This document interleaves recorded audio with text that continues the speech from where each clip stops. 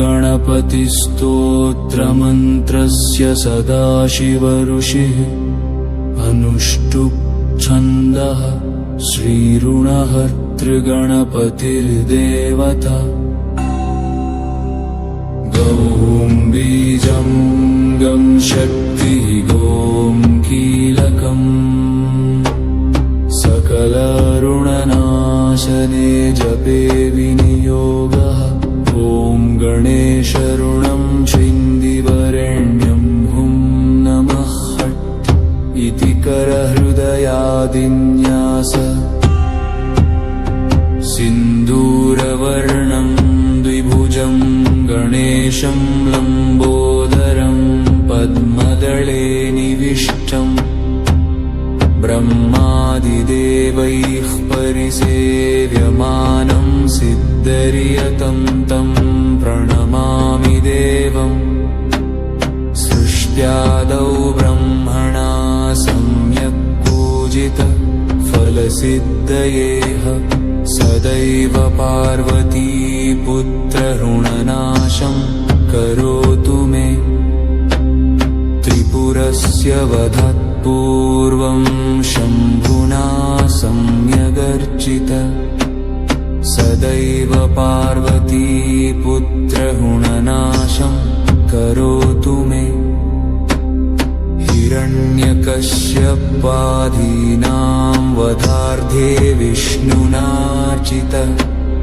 सदैव पार्वती पुत्रऋणनाशं करोतु मे महिषस्य वधे देव्य गणनाथ प्रपूजित सदैव पार्वती पुत्रऋणनाशं करोतु मे तारकस्य वधात् पूर्वं कुमारेण प्रपूजित सदैव पार्वती पुत्रऋणनाशं करोतु मे भास्करेण गणेशो हि पूजितश्च सुशुद्धयेह सदैव पार्वती पुत्रऋणनाशं करोतु मे शशिना कान्तिवृद्ध्यर्थं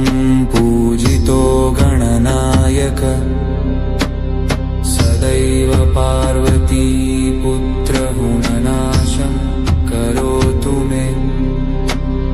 पालनाय च तपसां विश्वामित्रेण पूजितः सदैव पार्वती पुत्रऋणनाशं करोतु मे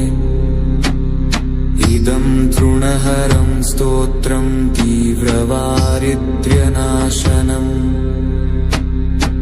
एकवारं पतेन् नित्यं वर्षमेकं समाहित दारिद्र्यं दारुणं त्यक्त्य कुबेरसमतां प्रजेतु फडन्तोदोऽयं महामन्त्रः सार्धपञ्चदशाक्षरः